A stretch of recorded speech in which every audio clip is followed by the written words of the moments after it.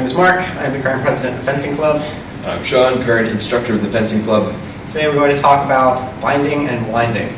So, what is a bind? Binding is when the two blades of yours and your opponent's connect and have a sort of medium level of pressure. He's not going to try and overpower my blade and shove it to the side, and he's not going to be too light that I can easily hit it the side, right? But it's somewhere in the middle between over-muscling it and being too light. So this medium pressure, from here, we can do a couple different actions. There's the strong and the weak of the blade. It's just physics, the lever arm. This is a lot easier to push around than this, right? And this is where the binding turns into winding, where you're going to want to, at some point, move your strong of their blade to the weak of their blade, okay? This way you can move their blade a little bit easier without overextending or pushing too hard. What this will look like is I will make an angle with my blade and then push it to the side, and this naturally makes a ramp.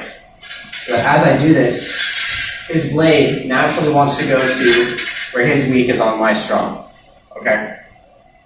And a binding and winding is pushing your opponent's blade out to the side or wherever so that your blade will be on the inside of their blade.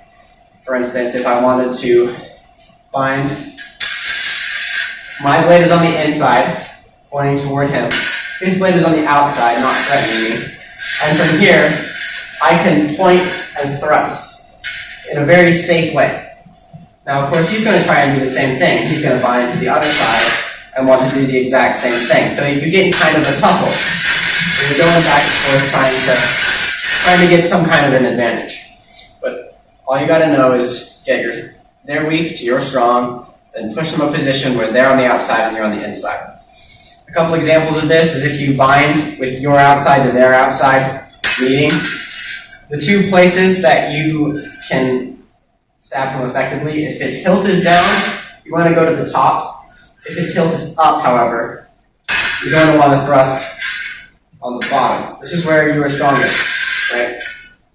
So if you meet from the outside, it's either the top inside or the bottom outside, depending on where their hilt is. If ever you meet from the inside, here, you're either going, if his hilt is down, point is up, you're going to want to attack on the upper outside quadrant. If his hilt is down, you're going to want to do the opposite. You notice I'm kind of matching his posture here. Same thing with this one. You'll have to match, and the thing with matching is that you and your opponent both are kind of on equal standing while you do this. So this is why it's called a bind. It's not called a friendly altercation or letting him do it, right? Because you're going to be fighting, you're going to be binding with each other, grabbing each other, not really grabbing each other's sword, but the swords are going to be grabbing each other a little bit. And you're going to be pushing back and forth.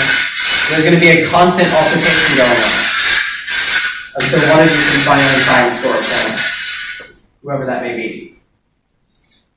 This is useful, again, when they have medium pressure or when you really want to attack in a safe way against an aggressive opponent. It also comes in handy if your opponent gets too close to you and you end up in a situation where you're both very high up. From here, you're going to probably want to try and bind and wind to get out of it. You're not going to want to disengage or else they might just hit you on the face. That's all for this video. Thank you for watching.